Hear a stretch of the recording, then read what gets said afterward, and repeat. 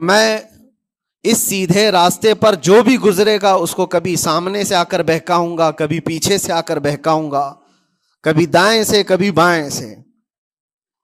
اور اللہ تبارک و تعالیٰ سے شیطان مردود یہ کہتا ہے وَلَا تَجِدُ أَكْثَرَهُمْ شَاكِرِينَ، تو تیرے بندوں میں شکر گزار بندے نہیں پائے گا۔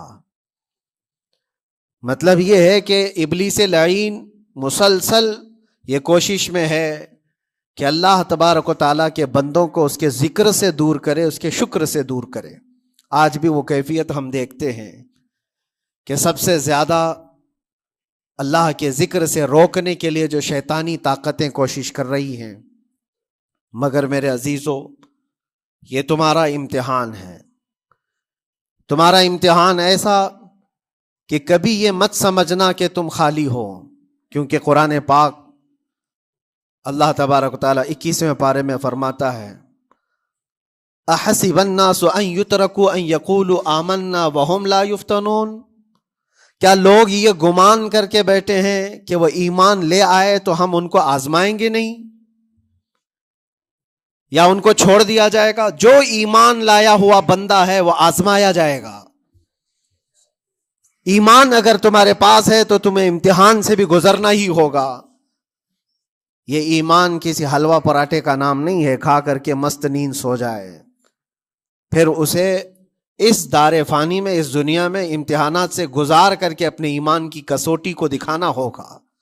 اسی لیے قرآن یہ بھی کہتا ہے کہ تمہیں کیسے کیسے آزمایا جائے گا، وَلَنَبْلُوَنَّكُمْ بِشَيْءٍ مِّنَ الْخَوْفِ وَالْجُوعِ وَنَقْصٍ مِّنَ الْأَمْوَالِ وَالْأَنفُسِ وَالثَّمَرَاتِ، ہم تمہیں آزمائیں گے کبھی بھوک سے، کھانے کی قلت سے، اور کبھی خوف سے، ڈر آئے گا تمہارے پاس، اور پھر اللہ تعالیٰ فرماتا ہے کبھی مال و دولت کی کمی سے، وَنَقْصٍ مِّنَ الْأَمْوَالِ وَالْأَنفُسِ، کبھی لوگوں کی جان چلی گئی ہو، کثرت سے تمہارے عزیز مر گئے، یہ بھی آزمائش ہے، اور پھلوں کی کمی۔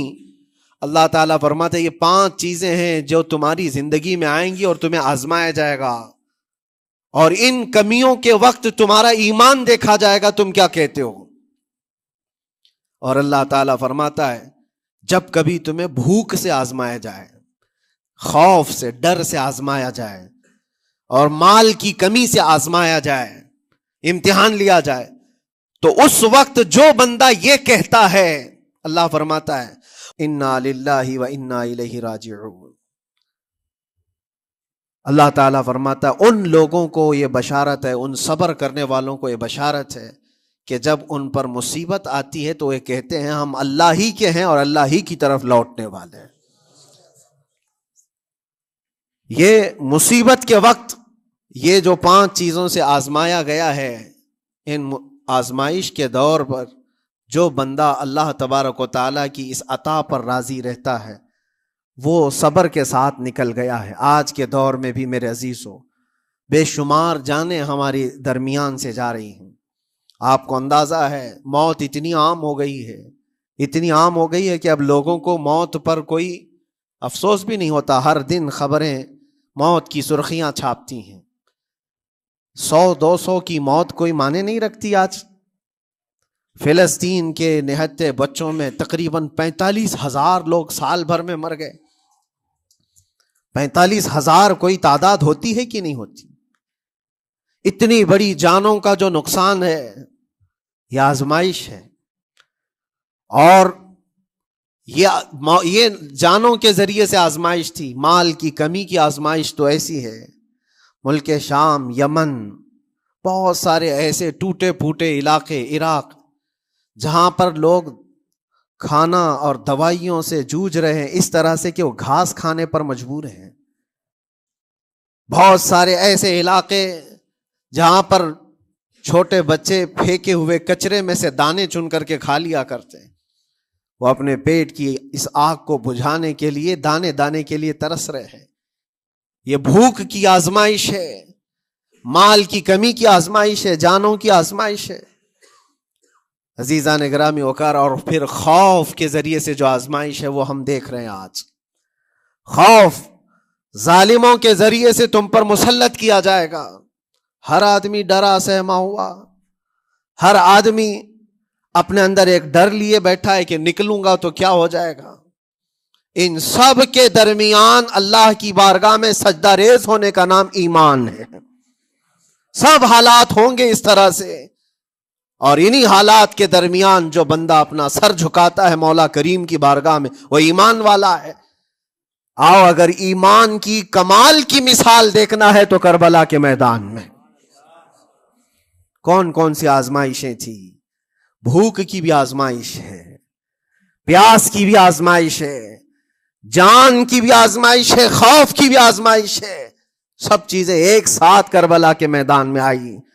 رسول اللہ کے گھرانے پر، اہل بیت پر وہ کیسا عظیم امتحان تھا جب وہ 72 لوگوں کا 82 لوگوں کا قافلہ بھوک اور پیاس سے جوجھ رہا ہو، 3 دن سے ان کے اوپر کھانا اور پانی بند ہو، اور ان شہزادوں کے ایمان میں ذرا برابر بھی فرق نہیں آتا.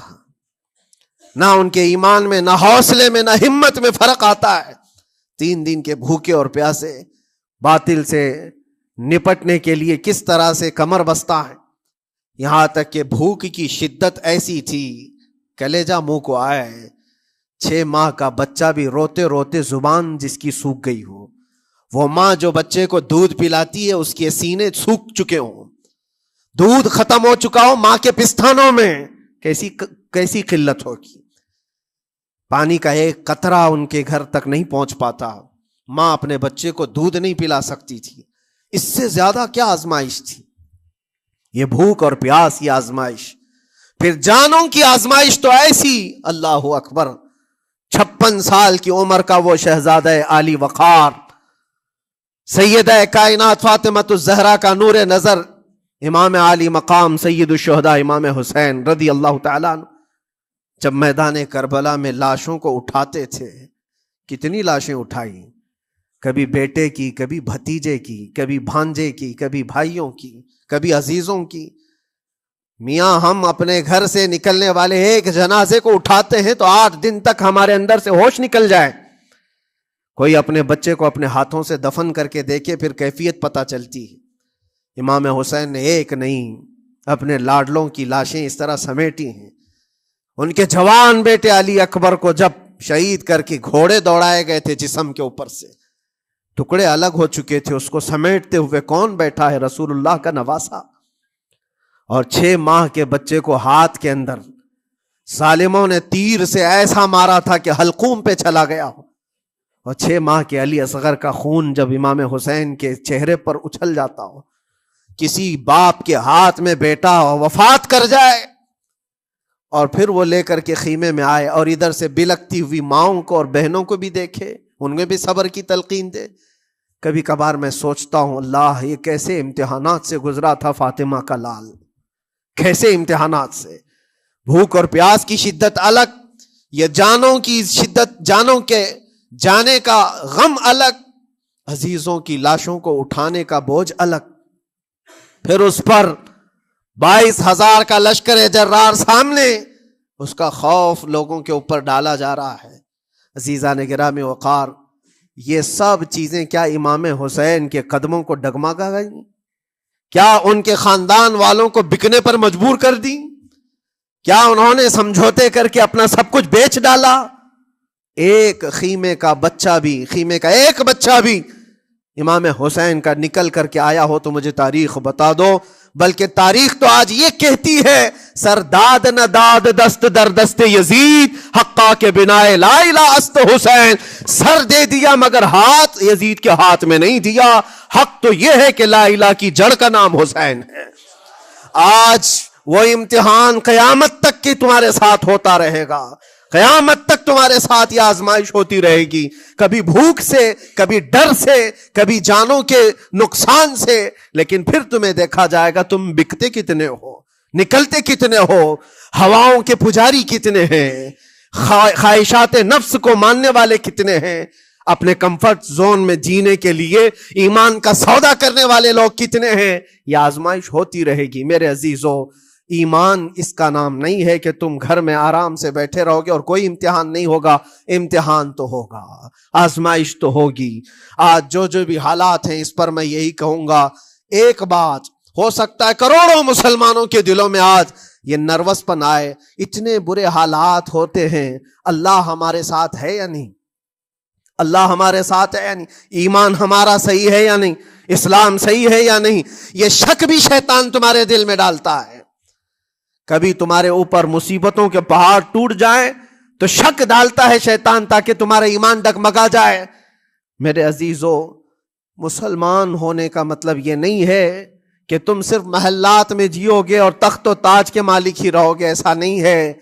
ایمان والوں کو احد میں 70 جانیں بھی دینی پڑی ہے، بدر میں ان کے ساتھ جو معاملات ہوئے ہیں، فتح اگرچہ بدر میں ہوئی لیکن جنگ احد کا اگر منظر دیکھو گے، اللہ اکبر، وہ رسول پاک صلی اللہ تعالی علیہ وسلم کے شہدائی صحابہ جب احد کے میدان میں کھڑے تھے، 70 صحابہ کی ایسے جانیں گئی ہیں، اگر میں تفصیل بتاؤں تو بہت لمبا وقت ہوگا۔ ایک صحابی ہیں حضرت انس بن نزیر، پورے جسم میں ایک انگلی کے علاوہ کچھ نہیں ملا، کچھ نہیں ملا، شہادت کی ایک انگلی سے ان کو پہچانا گیا۔ حضرت سعد بن ربیع، یہ ایسے صحابی ہیں جن کا پیٹ پورا پھاڑ دیا گیا تھا اور 12 نیزے مارے گئے تھے۔ وہ سید الشہداء امیر حمزہ بھی تو اسی احد کے میدان میں شہید ہوئے، جن کو بھالے سے مارا گیا اور چیر کر کے ان کا کلیجہ چبایا گیا تھا۔ عبداللہ بن جہش اسی میدان میں انتقال کیے ہیں، جن کے جسم کے 80 ٹکڑے کر دیے گئے تھے اور ہر ٹکڑے کا ہار بنا کر ظالموں نے پہنا تھا، ہار بنا لیا تھا جسموں کے۔ یہ سارے منظر احد کے میدان میں ہوئے، اور کون سے ایمان والے؟ وہ رسول اللہ کی اقتداء میں نماز پڑھنے والے، حضور پاک کے چہرے انور کو دیکھنے والے۔ جب ان کے ساتھ یہ آزمائشیں ہو سکتی ہیں تو ہم کون سی گاجر مولی ہیں؟